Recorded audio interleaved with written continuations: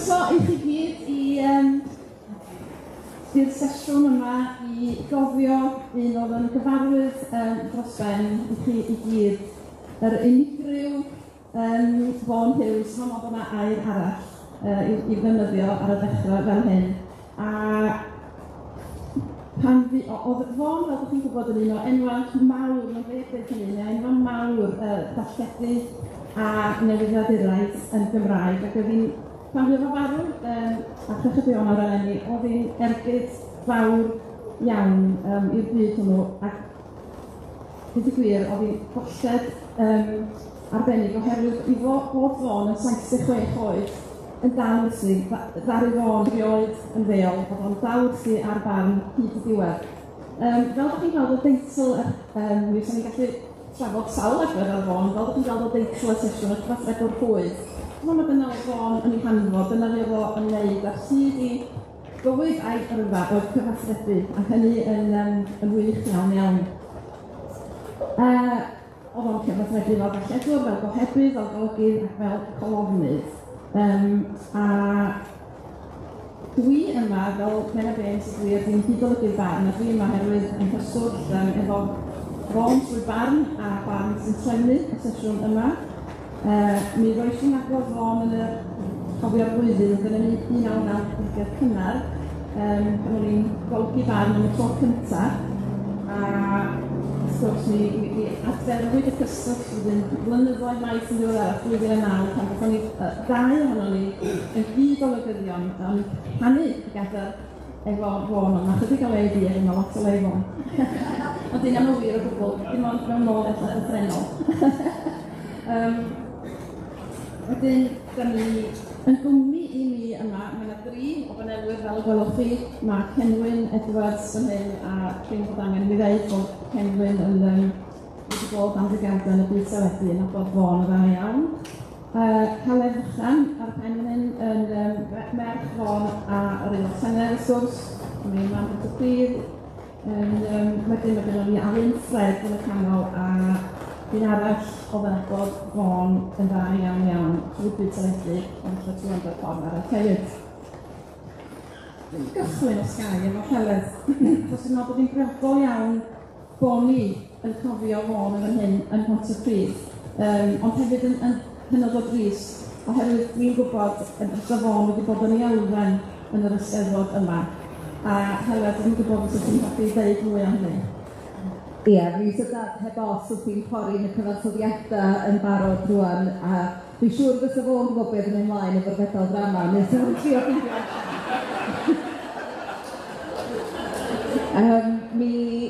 Yr un peth fyswn ni wedi amdano fo ydy bod o'n hoffi'r pethau sydd wedi sgwennu gan bawb dwi'n nabod, oherwydd mi o dad yn ddiflewyn ar dafod iawn, a mi fysa fo'n onas iawn i farn am bopeth hefyd.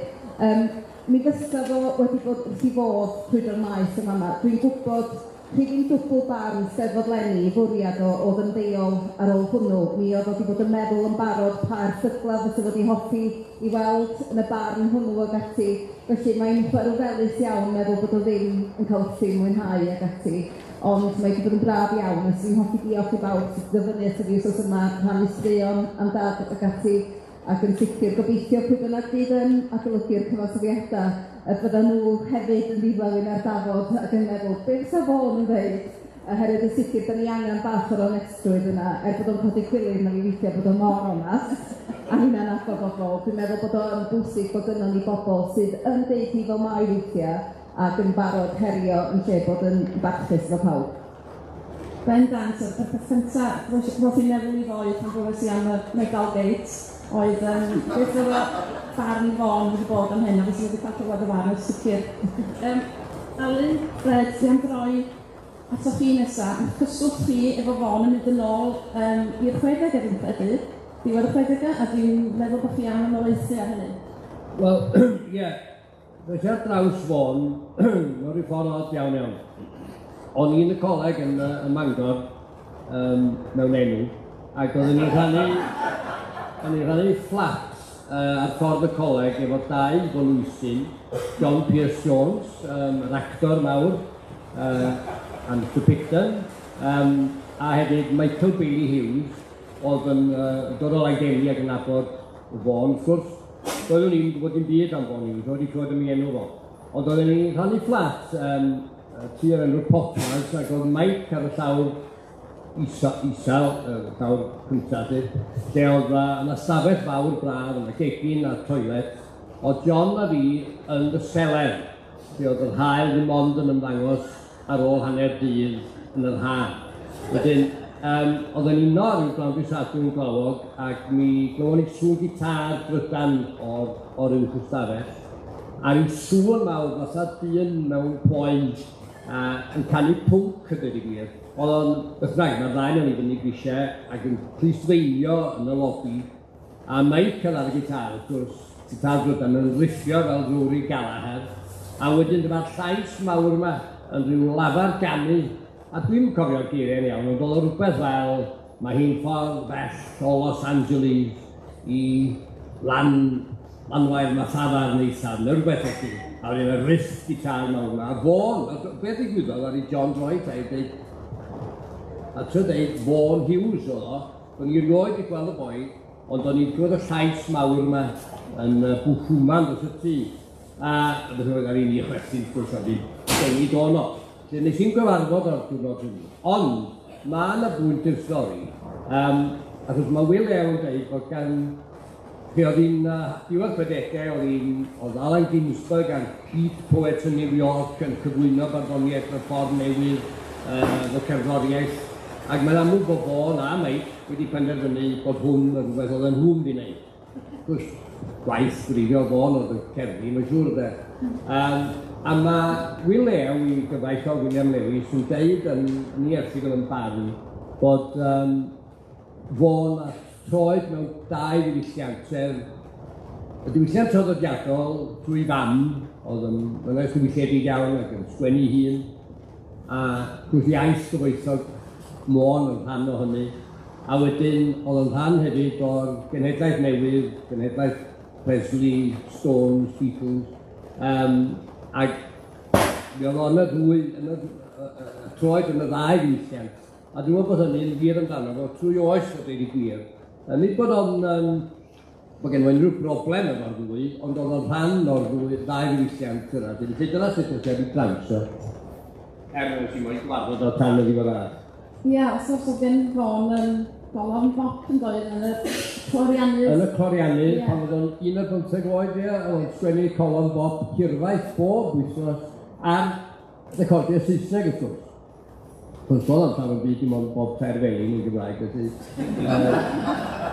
i bob pwrpas, oedd o'n sgwennu colofn oedd hi'n fanwl iawn, ac yn, lle oedd o'n, 11 oedd hynny, oedd o'n dal yn ysgol doedd. A wedyn ni eithon ôl i'r clorianydd fel gohebydd wedyn yn dweud. Do, na fo. Ar ôl cyfnod byr iawn yn coleg cerdd a drama Caerdydd. Byr iawn. Byr iawn, yn debyg. Dach chi'n dweud mwy? Mae'n debyg, mi oedd yn mwy iddo fo gyfleidio cadair. A mi benderfynodd nad oedd o ddim am wneud hynny, yn eithon ôl i'n Ysmol. A dyna ni, i'r fath academaidd. Diolch yn fawr am hynny. Wrth gwrs, ar ôl, fi oedd yn gweithio ar y clorianydd hefyd yn do, a wedyn oedd o wedyn yn gweithio ar y Herald, yn hyn yn y 60au. Wedyn yn 1970, yn gyrhaeddo Vaughan HTV yn Nghaerdydd. A mae Cenwyn, dwi'n meddwl, yn esbonio sŵr cyntaf a Vaughan.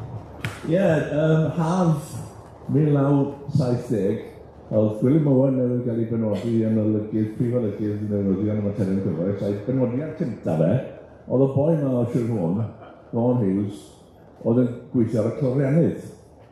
A mi'n gwybod dim byd amdano ond pan oedd y ddangos ymlaen cana, a ffac yn hoi diddorol, oedd e'n barddoni, fel oedd Fred yn dweud y diwylliant traddodiadol, ond eto oedd e'n perthyn i'r diwylliant ehangach ar y pryd, o'n i'n meddwl, y diwylliant Americanaidd. Oedd John Eilian wedi bod yn dylanwad mawr yno yn Gaernarfon. Oedd hwnnw hefyd wrth gwrs yn newyddiadurwr o fri, golygydd ac yn fardd. A hwnnw oedd arwr mawr Vaughan yn y dyddiau cynnar. Ond pan oedd lawr I Bon Cana, darodd yn syth. Mae'r boi yma bach o wahanol. A stori sydd na I byth anghofio marwolaeth Elvis Presley. Ail ar 15 o fis Awst 1977. O'n I wedi bod gyda fo yn ystod y nos yn hwb Bon Cana am rai oriau. Oedd wedi mynd ôl I Donald Efael lle yn byw ar y bryd. A o'n i'n edrych ar News at 10, yr hen un News at 10 ar ITV, a Reginald Bosenke, mae chi'n cofio hwnnw sy'n hwn, yn synnu ac yn gyhoeddi bron ar ddiwedd y rhaglen bod na sôn bod Elvis Presley wedi marw. O fewn eiliadau, oedd ffôn y tŷ yn canu, a ffôn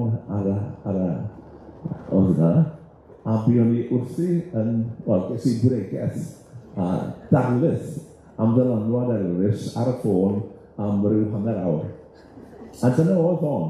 Oedd eich I siarad am bob fath o bethau. Pêl-drod oedd I bethau, nid rygbi, ni gyd yn gwybod yna, a man yw oedd I dîm yna. A wrth I fod bod e gallu yn y blynyddoedd diwethaf yma wedi bod gyda Twm yn edrych ar Match of the Day bob nos ac yn bwrw I falch ac yn y blaen a bod Twm gyda fe I drafod beth oedd wedi digwydd at pêl-drod ar y pryd. Diolch Cenwyn, yn atgofion yna. Dwi'n iawn mai gohebydd oedd fo'n gychwyn ar y dydd, ynde? A mae gynnon ni glip bach fan hyn I hasod yn hynny o ddyddiau fo'n fel...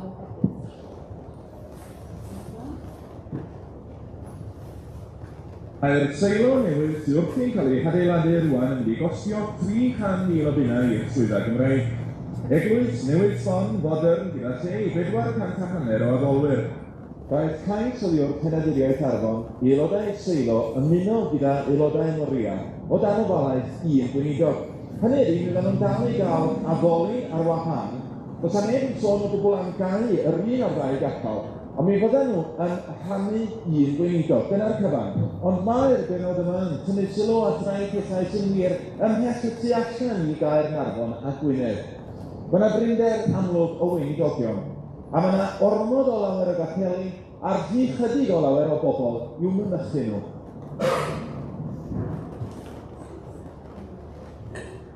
Mae'n ni clip o 1975 o hwnna.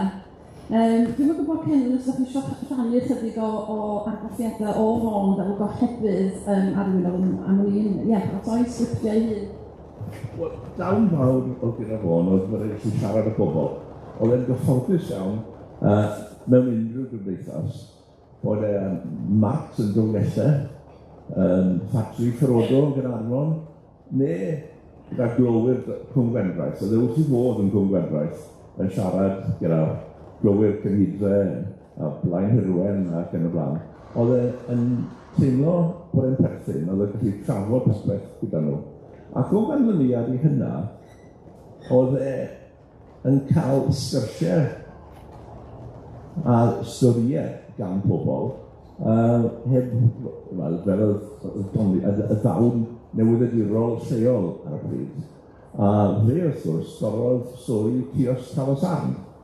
Oedd e'n gyfarwydd, oedd yn yr ardal yn gwneud rhyw stori arall, am y par yma Menna Edwards, yn credu, yw'r enw'r wraig. Anyway, yn dod lan at y fe, mae rhywbeth ond yn digwydd yn y cios o'n hyn. Chi'n godi'r ffôn a mae'n swfl nod, a wedyn mae'n ciciau digwydd ac yn y blaen, a falsi torodd stori Cios Talosarn. Ond un stori arall falle, oedd hi'n bwrw era yn y fradw, a ar y pryd, oedd Jim Leigh, y boi yma o Fangor, yn gofod gyrru lawr I Gaerdydd gyda ffilm, yn un ôl yn oes yr aeth ar Lawdder, a fethodd gyrraedd Gaerdydd oherwydd oedd hi'n bwrw era. So beth wnaethon ni? Gallwn ni hofrennydd Donald Ffred, ni hedfan y ffilm mawr. Ond, fel mae bethau'n digwydd, nid Cios Talosarn oedd y brif stori ar y dydd yr ason honno, oherwydd oedd to clos, pafiliwn clos Sophia wedi cwmpo mewn oherwydd yr eira. A honno oedd y brif stori, ac ail stori oedd Cofio'r Salazar. Ond oedd doniau Vaughan gyda pobl gyffredin yn un arbennig, a dyna sut oedd e'n ohebydd mor dda yn y gogledd yn arbennig. Diolch yn fawr, Cenwyn. Da ni'n dod wedyn, wrth gwrs, i gyfnod sefydlu SPF yn 1992, a dwi'n meddwl bod dwi'n iawn i ddweud bod Vaughan yn dal yn rhan, wel, oedd rhan o hynny trwy HTV yn dweud, a rhaglenni oedd nhw'n wneud. Ac un rhaglen materion cyfoes, ac i gyd yn chofio dwi'n y byd yn ei le, a da ni am dangos clip bach o Vaughan ar y byd yn ei le rwan, a mae hwn yn dyddio nôl i Mehefin 1993.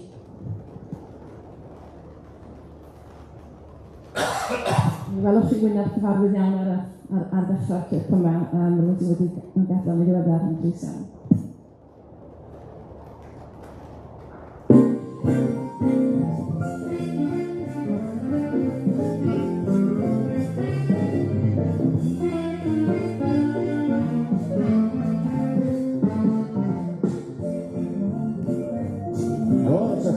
Gychwyn un canlyniad hwyr o'r etholiad cyffredinol.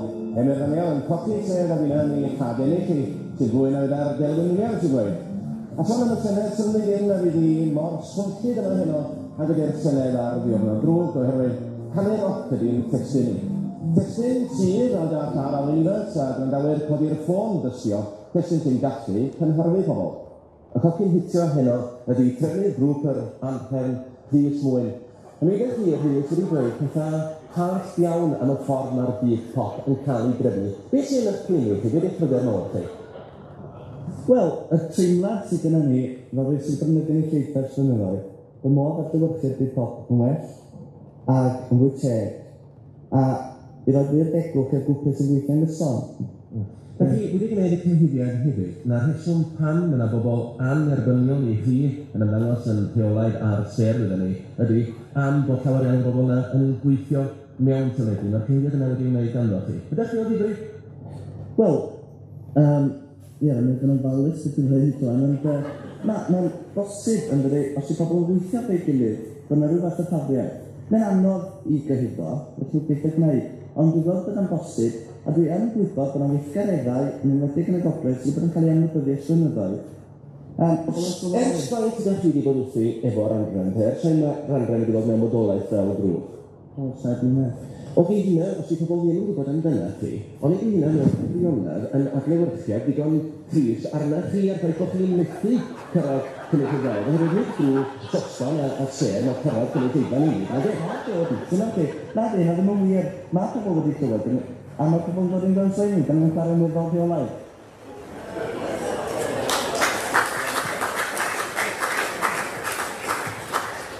Dwi'n rhaid i gael Rhys Mwyn yn erich mor dacus yn hynny. Ie, fel ydych chi'n gweld, oedd Vaughan yn holwg caled fel yr angen.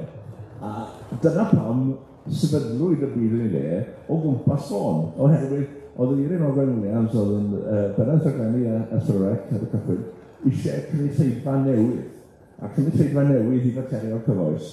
Felly, gaethon ni Wyn Lodwig i ddiddannu pobl, a mi oedd Wyn Bwrbynau'r farw doeddi eisiau nhw, o'n i yn ei angladd ond oedd e'n gwrso oedran.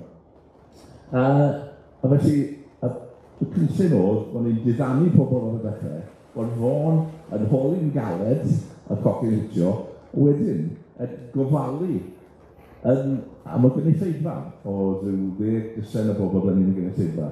Felly oedd e'n gallu, oedd e wrth i fod yn rhoi Geraint Morgan, Wyn Roberts, Emryn Wilson, Denzil Davies, David Wigley, ar ei trwy'r belyn.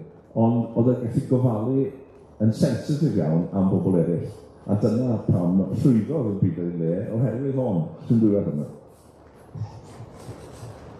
Diolch yn fawr, a wedyn sgwrs hwnna, gyfesu eraill yn doedd o Vaughan i fynwy, rhaglen drafod, rhaglen trafod materion y dydd, ac yn dangos o'r un math o sgiliau, a oedd yn fod ddiddordeb mewn pobl, mae hynny'n hollol wir ac yn sensitif ac yn yn holi galed, fel oedd Cenwyn yn sôn yr un pryd. Mae ddim clip ohono felly, ond dwi'n gwybod, Fred, da chi eisiau sôn chydig am cyswllt diweddara efo Vaughan, wel, yn benodol ar ôl sefydliad neswyddoreth dyddiau ffilmio'r nant, neu dwi'n gwybod os ydych chi'n rhywbeth i rannu am y cyfnod ysbrydoreth mewn ffordd. Wel, nes i ail meddwl, do'n i'n abod o'n nghyfnod y dydd yn dda iawn, achos nes i ymwneud o'r dydd yn gweithio 79 oedd Vaughan wedi diflannu nôl i'r gogledd o'r gohebydd yn dod ydyn hynny. Ond mi oedd o'n dod lawr i olygu'r dydd pan oedd Iwan Roberts, y diweddar Iwan Roberts, yn mynd ar ei wyliau. A mi oedd Iwan yn mynd rhywbeth i waith, oedd o'i stafell ac oedd i'w dweud wrth bobl be i wneud. Ond pan oedd Vaughan yn dod lawr, oedd o'n dod allan o'r stafell ac oedd o'n neud y saff, o'ch chi'n gwybod bod o'n yno.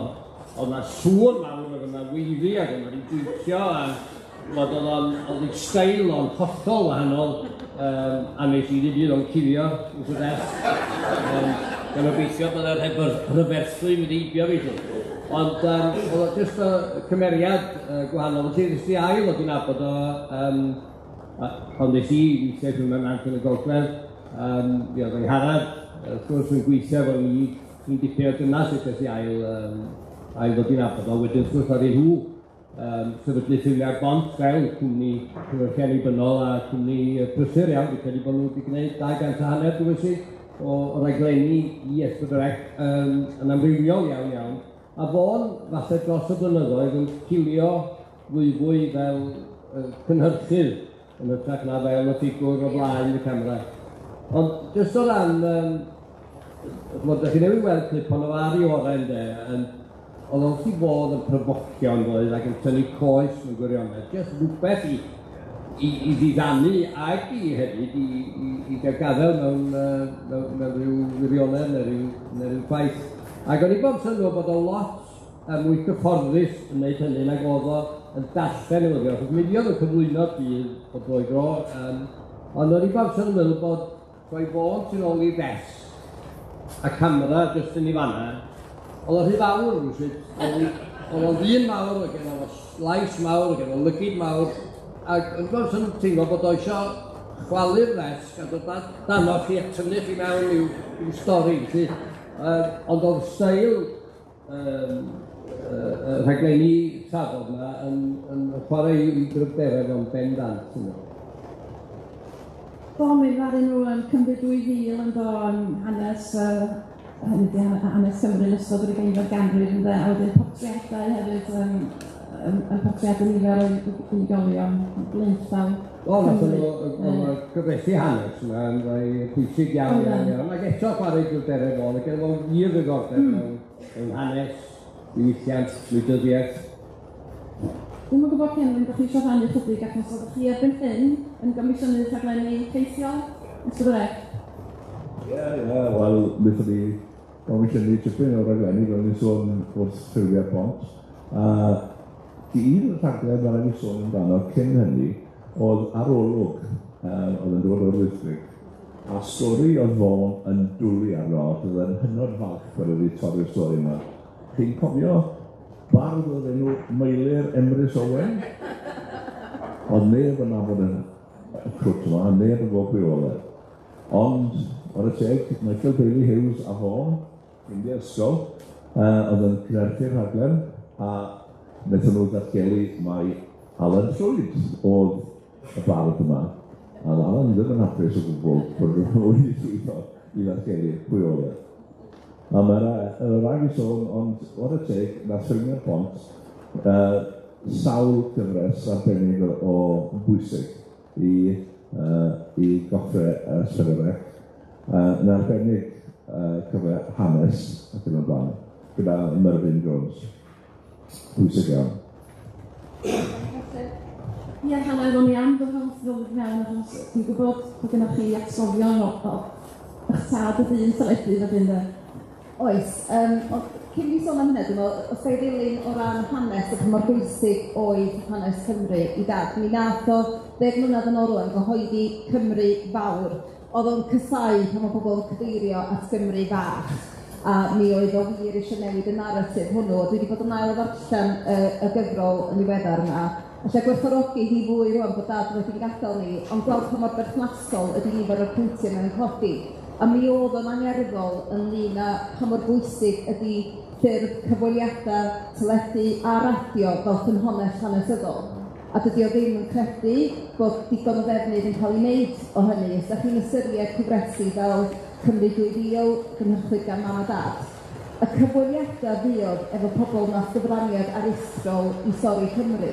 Mae honna'n ffynhonnell wych sydd ar gael rwan. A mi oedd holi dad yn dod allan yn hynny, mae'r portreadau hefyd, a dwi yn gobeithio, dwi'n gwybod bod mam yn trio sgwrsio fo llyfrgell yn adleithol ag ati, ond mae'r holl gyfweliadau yna'r cyfoeth fel ffynhonnell yn rhywbeth dwi'n meddwl fydd yn chwilwyr heddiw yn gallu manteisio yna fo, oherwydd mi oedd na fewnwelediadau pwysig o'n i'n cael fy nghyflogi gan Ffilmio'r Bont yn y gwyliau ha, mwyn wneud rhai o'r transcripts yn gwrando ar yr holl gyfweliadau yna a sicrhau bod nhw'n cael eu teipio fyny. A mi ydych chi'n ffeindio allan pethau'n hygol gan bobl fawr, ffigur a fawr yn ein hanes ni. A un o'r pethau dwi wedi adlewyrchu arno fo di pa mor ddylanwadol oedd gyrfa dad am bywydau ni.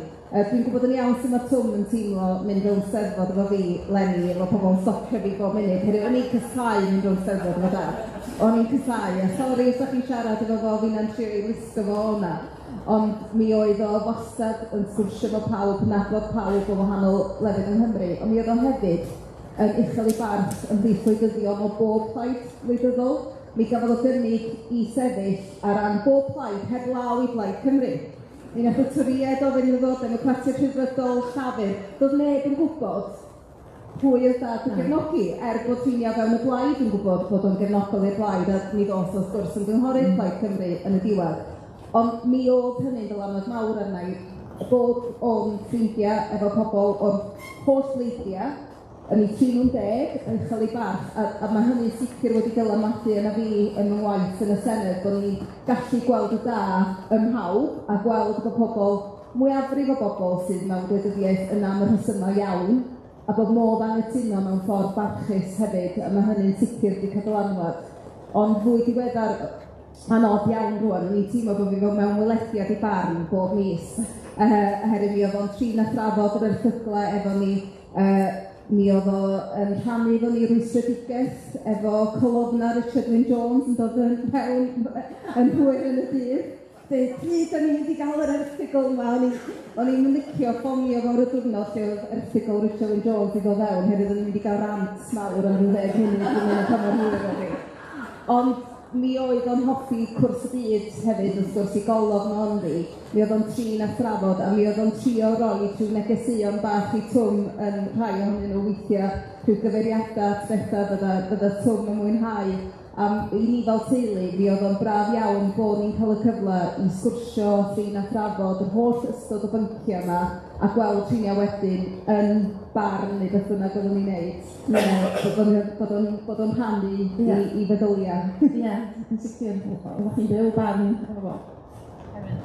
A rhaid i wedi gyda'i sgwrs gyda fo ar ôl etholiadau dweitha i'r Senedd. A ni'n llon gyfach bod Heledd wedi llwyddo i gael ei hethol, a eiriau fe oedd, fi'n falch offarnol, fi'n bosol, a sa beth fod y well o hyn. Diolch yn fan yr atgo. Ie, sicr, fel o Helen yn dweud, oedd o'n un o'n byrniadu o'r tu mewn, dyna'r un o'r pethau gorau yn newyddiaduraeth fo, yn cwrs y byd, o fan, o ddim yn ddall i wendida yn y diall cenedlaethol o gwbl, a Fred, ydych chi am ategu hynny? Wel, am ryw gyfnod yn yr 80au, nes i'n golygu papur Plaid Cymru, y Ddraig Goch. Erbyn hynny, do'n i'n siŵr iawn be oedd y Ddraig Goch, dwi'n trio wneud am beth bynnag. Mewn ymdrech i wneud y beth diddorol, mi ofynes i Vaughan, bydda fo'n sgwennu colon i mi. A mi sgwennodd o dan y twrch. A do'n i'n gwybod be oedd o'n di sgwennu, ond be oedd o'n neud yn gwirionedd, oedd tynnu blewyn o drwy y blaid drwy'r adeg. Ac a dweud y gwir, oedd yna ffigurau yn Rhaid Cymru, oedd yn flin iawn efo, ond oedd yn gwybod pwy oedd o. Oedd rhaid nhw, mae fi oedd o, ond nid y fi oedd o, ond mi oedden nhw'n ddifyr iawn. Ac fel, mae'n od i mi, ond oedd y colofnau ma'n cyrraedd wedi sgwennu. Dwi'n gwybod, oedd o'n teipio. Wel, erbyn cyfnod fair oed. Oedd? Ddim yn ofnadwy o hoff o dechnoleg. Na, oedd. Dyn oedd nhw'n cyrraedd wedi sgwennu ac yn ôl ar ysgrifen fawr yn cymryd tudalennau i unrhyw golofn, achos oedd ysgrifen ymor fawr, ond oedd nhw'n dda iawn ac ysgwrdd i magen bwtian. Ond mi oedd o di achosi dipyn o styr dweud i gwir o fewn y blaen. A ddysyn rai goch i ben o dweud i gwir, dwi'n rhannol oherwydd i fynd.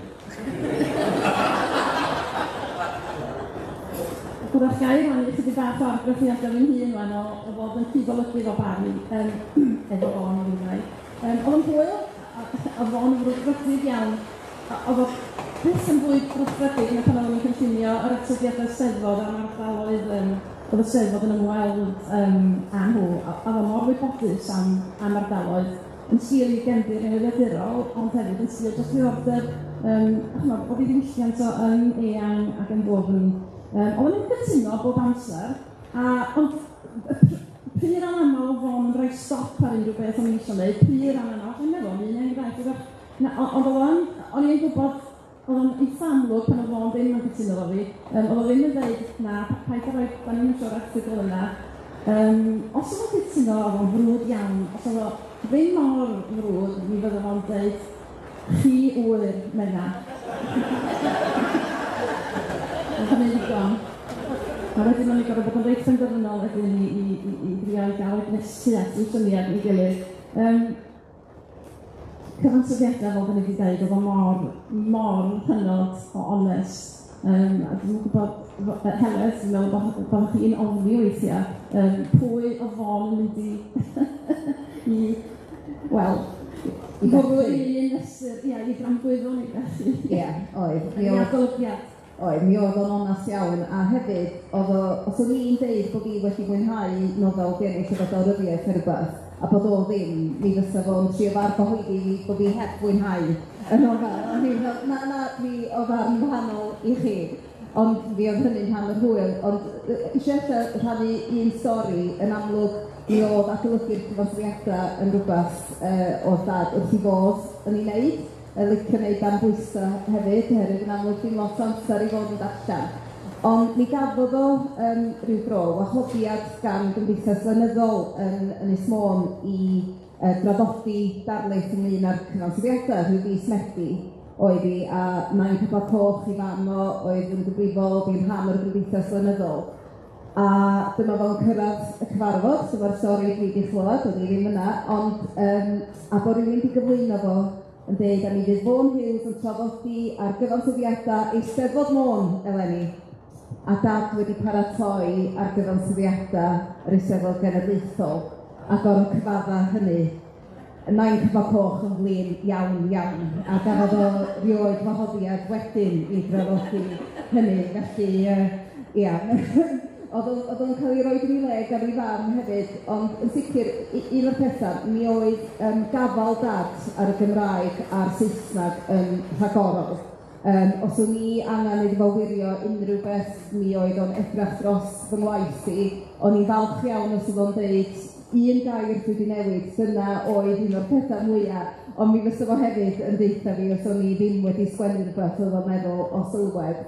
A mi oedd dad oedd ifanc siarad cyhoeddus, fe oedd o'n wneud yn yr ysgol, a fi Sina wneud siarad cyhoeddus wedyn, a mi oedd o hapus iawn i fe helpu fo'n sgriptiau ag ati a yn gefnogol iawn o ran datblygu sgiliau. A beth wedi bod yn hyfryd clywed gan gynifer ers i dad farw ydi pobl fe oedd yn gweithio efo fo'n Cwmmer Bont ag ati yn sôn yn un â chefnogaeth ac enogaeth dad o ran datblygu sgiliau eraill hefyd a codi hyder pobl. Ac yn sicr oedd o'n dwi'n colli gallu gofyn pethau iddo fo o ran pa gerdd fysa mynd efo'r pwynt yma, neu pa ddyfyniad, neu fedrwch chi wirio, pa air, neu sut ydych chi'n disgrifio hyn, oherwydd mi oedd i wybodaeth o'n rhyfeddol, da ni wedi sôn na mond wthnos barodd o yn y coleg, ond mi fysach chi'n credu bod gan dad radd neu doethuriaeth o ran llenyddiaeth oherwydd cystal o ddiafol o ar yr iaith. Ond oedd y geiriadur beth yn bell chwaith, mi oedd o wastad o cywirdeb iaith, mi nath o gyfres Plisman iaith. A sicr, un o'r pethau oedd yn araffonio fi, sy'n gwneud cyfweliadau o Caferthol hefyd, dweud, o nes i ddefnyddio geiriau da Cymraeg yn fanna, so fo'n rhoi llai fi sy'n wedi defnyddio geiriau Saesneg, felly mae hynny'n para efo fi, bod fi angen bod yn berffaith o ran fy iaith hefyd. Oedd fo'n yn angerddol iawn dros defnyddio iaith gywir, ond dros defnyddio iaith mewn modd ceir hefyd, dim am ynedd efo jargon, dim o gwbl, dim o hwn yn feddwl gwch mewn, be mae'n hwn drio dweud yn hyn. Mae'n cysgol i enw. Ond dwi am gan bod ni'n amserfod, mae gennym ni glip, mae gennym ni un clip arall i ddangos i chi. Mae hwn o Eisteddfod Abertawe 1982, fyddwch chi'n gweld Vaughan ar y clip pan mae'n bosib fyddwch chi'n abod un person arall ar y clip hefyd.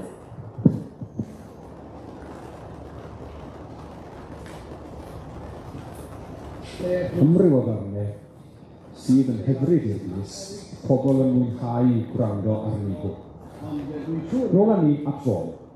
Mae'r amser sy'n mynd hwn, dod o ddweud yn wedi dod â hynny o gystadlu sy'n na, wrth i bod yn amgylchedd yn ei ddysgu. Dwi'n hynny o, mae'n mynd angen yn ei Alun Ffred sy'n wedi dod yn ôl at ni. O felly, ddech chi wedi cael cyflwyno, ddech chi'n rhesau blynyddoedd. Gan dderbyn y treth i'n ystod fideo'r cwyno. Oeddech chi'n talu? Da iawn yn gwyn, bach o dweud. Nid ydym ni ddim yn talu'r blaen, ond ydych chi'n cael creu'r swma, ydych chi ddim gadael ni. Ar y cofn rei o'ch gwylwyr chi ar y dydd, yn meddwl, dwi'n ei gwyddo i'r dyn bach o Alun Ffred na, dwi'n ei gwybod ydych chi'n stwpi rhywle. Nid ydych chi'n mynd i Dwi'n yn stwpi, dwi'n bita greiddi esgyd yr actor yn y byd, gyda chwilio yn nant. Dwi'n larond yn paratoi'r geni. Ac oedd cyfle i bawb yn ymwneud i o hyn ymlaen. Dwi'n dwi'n siŵr cynnwys bleser mawr yn gwneud ni. Wrth i bobe. Dwi'n gallu cyfarwyddwyd. Cyfarwyddwyd dan hyfforddiant, ie. Dan hyfforddiant. Da chi'n gwybod pa mor fuan ydych chi'n gwybod sy'n? Dwi'n gwybod ni'n iawn, mi fydd yn o fuan ar ôl cychwyn yn amser siarad. Ers Cymru Blan siarad, mi oedd y dadansoddiad beirniadol ti'n oedre, mae'n ambell i dipyn mewn allan, i ddweud, ew, ti'n gwylien. Oedd hynny yw hanner can munud i'r agor yn ôl, pan ydych chi'n ei. Ydych chi'n sefyll ydych barnu, ti'n ei stroc ydych chi? Na, dwi'n sefyll ydych man. Fyswn i'n licio dweud dau beth yn ychwanegol am y perfformiad neithiwr. Anghofio i'n caredig mewn un rhan gyngedfennol i leith i hynny, ac yma'n ac acw. Ond mi allu perfformiad o i lawr ar y goryweired o hynny ymlaen. A dwi'n credu bod hynny rhywbeth i'n neud efo bod y drama ddim wedi creu uchafbwynt ydy, na'r rhythm ti ar diwedd. Dwi'n credu bod hynny'n un rheswm. Ond dau beth arall o'n i'n meddwl, sy'n i'n licio cael pwysleisio, a dydy y cwmni yma ddim yn garantio i ddatblygu y drama yma na'i rhythm, felly, ac chwaith na fydd y gynulleidfa ac oedd ddim yn cael cyfle i feirniadu o Gwynnu Pari yn llygad i le neu pwyna fatha bod yna rhywun hwyr yn gwneud i le. Cael ei sôn yn fyr am raglen waith Cymdeithas Cymru fel mae wedi cael ei hannu nes i hyd yma. Dim pantomain yma, hynny wedi creu Sion Mawr, Noam lle'r pantomain. Wel, mae'n anodd beirniadu ydy Enwi Davies yn wedi cymryd yr awennau eto i dwylo bod i wedi nodi be fi wedi dramau. Yn sicr mae'r syniad o'n neud translation ffordd cyfeithiad ffordd i gair yn drama wyddelig yn syniad da iawn yn rhan o wych. Dwi ddim yn hollol sicr am, fel ydych chi'n dweud, mae'r gadael ffordd panto mewn y peth mwyaf poblogaidd ac mae'r Theatr Cymru angen i cyfeithio'n pob cyfres gallu wedi cael gafel yn nhw fel general Galtieri. Ond beth o'n i'n ofyn i'n sicr tan benodus i o'r efo, bod ein rydym hyn o ddemocryd ifanc yn Nghymru yn ymwneud am Sion Eirian o Cofio William Lewis, oedd rhaid i bob dim yn ymwneud bod yn gyfeithiadau ar wahan i Gwynwen Parry sy'n efo bob parch yn y hen drama bellach. Yn hen drama, a nid yn un o'r mai gorau, wrth i'n meddwl. Yr unig beth o'ch i ddweud ydy weld ar y dechrau bod gen i'n dewis bod i'n cael cyfle i Sonic Cymru. Ond mae hyn yn dangos diffyg mawr cynllunio, ond rhaid gen i'r gynlluniau gan Theatr Cymru, mae gen nhw ddau bwyllgor yn parod i wiso mewn nhw i baratoi rhaglen nes i ddod. Doedd hynny ddim wedi paratoi rhaglenni, doedd yn dramau yn y cwpwr yn barod. Mae'n un yma, gan i'n gweld i fod yn fod gan i perfformio yn y sylwyd yma. Beth sydd wedi gwylio hynny? Dwi'n hawdd i werth. Ydy Cofio'r iaith wedi bwrw'r cymryd ar ei uchel? Wel, mae'n ymddangos i fod, felly dyna dydyn nhw ddim chwaith wedi cymryd y camera priodol ers y digwyddiad hwnnw sy'n bellach y 13 mis i 2 blynedd yn ôl, de. A maen nhw'n dal mewn cwt. Ond gyda ni ar gyfer y teiadau yma, da ni ddim yn llwyr i ddynol ar Gyfreithiau Cymru. Mi fyddwch chi yn braf yn rhywbeth chi'n sôn chi'n gweld yr wythnos? Wel, review bara caws, pawb o'i fus, beth sy'n ei gweld yn osian gyntaf hwn o'r Sul. Review hwnnw, un o'r daith a chyfle i bawb yn sicr y gogfer i gael ei gweld i. Byswn i'n hoffi hefyd i gael gweld drama Gareth Miles. Diolch 70au. Drama sydd wedi bod ar daith fer, ond chydig iawn o'ch chi gweld i'n debyg yn anffodus, mae'n drama diddorol iawn. Rwy'n ni fanna, ac yn fanna hefyd am ni'n gadael yr hyfle yn heddiw. Diolch i chi am eich ni, byddwn ni'n ôl efo chi am 11 bore bore. Tan hynny, hwyl i chi gyd.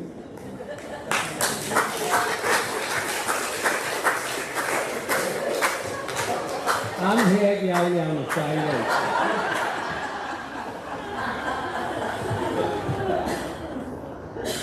Y bydd y theatr yn amlwg yn creu cynnen a trafodaeth iach ydyn ni, bryd hynny hefyd, fel heddiw. Dyna ni ddiwedd y clipiau. Dwi am ddarllen, so ni mewn 4 munud ar ôl, ond swn i'n hoffi darllen darn bach byr o deyrnged William Lewis. Dwi'n siŵr ydy William yma. Na, dwi'n credu fod o. Un o gyfeillion bore oes yn Vaughan, a dyma beth ddudodd Will am gofio am Iesgob o Vaughan yn yr ysgol. Dwi'n hoffi'r darn yn fawr iawn. Gyda'i gryw ei hun, fod yn ysgol Llangefni, ysgol uwchradd Llangefni. Gyda'i gryw ei hun y byddai Vaughan bob amser yn treithi yn ei bwydd gan dynnu ar y stwmp sigaret y tu ôl i dalcen y safell 6, mangre'r mygwyr mawr. Meddai ar ddawn i ddenu'r hogiau eto a'i difyrru. Y ddawn i ddenu cynulleidfa a'i gwnaeth maes o law yn gyfathrebwr mor llwyddiannus ar ein cyfryngau. A dwi'n meddwl bod hwnna'n cyhoi Vaughan beth i oedd o'n wneud ar hyd i bywyd a'i yrfa mor llwyddiannus. A dwi'n gwybod beth Cenwyn os o'ch eisiau ychwanegu ryw. Na, oedd Vaughan yn gyfathrebwr naturiol. Oedd e'n dod ymlaen gyda pobl, oedd e'n hoffi pobl, oedd e'n hoffi siarad â pobl, oedd barn bendant ar bopeth, fel i wedi sôn. Ond oedd e byth yn dadle yn gas gyda pobl. Oedd e wastad eisiau datgelu cyfrinachau yn ytrach na ymosod ar bobl. Oedd e'n gyfathrebwr heb i ail ac yn gwmni da iawn. Rhaid i gyfale. Fred, ydych chi awydd dweud rhywbeth i gloi? Na, dwi wedi dweud digon dwi'n oedd o'n gwmniwr difan iawn, diddordeb mewn gymaint o bethau. Dwi'n jyst dweud un peth, oedd o synnol o fi pan ddari o sefyll fel cynghorydd yn Ynys Môn, ond dydy o'n rhyfeddi i chwaith yna, achos oedd Ynys Môn yn agos iawn i gael o'n. Ac oedd gweld yr Ynys wedi mynd i, wel, beth ydyn ni, cymaint o bobl yn chwerthin ac yn dilorni neu mynd i'r cyngor. Dwi'n credu bod wedi teimlo ei ddyletswydd arno fo, i fynd yno i geisio rhoi llaw gan yr llaw arno dda, dwi'n siŵr. Ie, na. Heledd, ydych chi eisiau dweud rhywbeth fach i ddwy'n y sesiwn i ben? Diolch o'r iawn. Diolch i chi gyd am ddod yma i gofio dad. Y twm eisiau dweud yn dysgwrs ola di efo taid, ie? Bod o wedi bod yn neud chi ddarllen i golofn cwrs y byd o'n barn. Oherwydd oedd yna negas bach i chi, doedd, yn deud ynglyn â Sean Corn, yn deud, os ydych chi'n coelio yn Sean Corn, yna ma' yna Sean Corn, a oedd yn pwysleisio eisiau i twm wybod yn hyd yn adolyg ag ati. Felly mi oedd yn gorfodi chdi ddarllen barn hefyd, doedd. Dwi'n ti'n gorfod wneud gymaint o hynny rwan. Ond na, yn sicr, achos dwi'n falch iawn o bod yr holl straeon yma, mi oedd gyrfa dad yng Nghwm efo'n teulu ni ar hyd fy mywyd felly. Ond dwi yn colli clywed i farn bendant o'r bethau. Mi oedd o'n girio popeth ni'n neud yn y Senedd, chwarae teg, gael fy mam hefyd. Gyrru negeseuon iddi efo barn bendant ynglyn â reithio pobl o'r pleidiau eraill, a swn i wedi cael atab rwtsh gan rywun fysa fo'n gadael ddifbod neu atab cash heddiw. Oedd gyda fo farn bendant o bod bobl gethyn yn sefyll i fod yn brifweinidog ag ati. Felly, dwi'n meddwl, un o'r pethau dwi'n ei golli'n fawr ydy dwi wastad yn meddwl o beth oedd dad yn neud o hyn, oherwydd mi oedd o'n ddifyr. Mi oedd o'n berson ddifyr a mi oedd i gael o fel tad, bod o'n rhwystredig ofnadwy ar y dega fel mynd rownd maes y Steddfod neu deitha fi dydy be nes i ennill efo, wel, rhyw Steddfod ag ati, fyswn i'n rhoi cyntedd i efo'r gerdd hwnna neu pan ges i gadael Steddfod ysgol, o'n i wedi gwrtho gadael i dad ddarllen nhw cyn roi nhw mewn. A mi ddetodd o'r ôl darllen nhw, wel, sut ges i gadael efo hynny, dwi'n hyn. Oedd o'n gallu bod yn feirniad hallt, ond mi oedd o hefyd yn gefnogol a chariadus, a dwi'n meddwl bod yn herio yna wedi gwthio pawb ohono ni i drio'n gwellach hefyd. A dwi'n ddiolchgar iawn fod wedi gael o fel tad a ffrind ac yn daid arbennig i Twm. Felly diolch am fod yma heddiw a diolch am gofio am dad.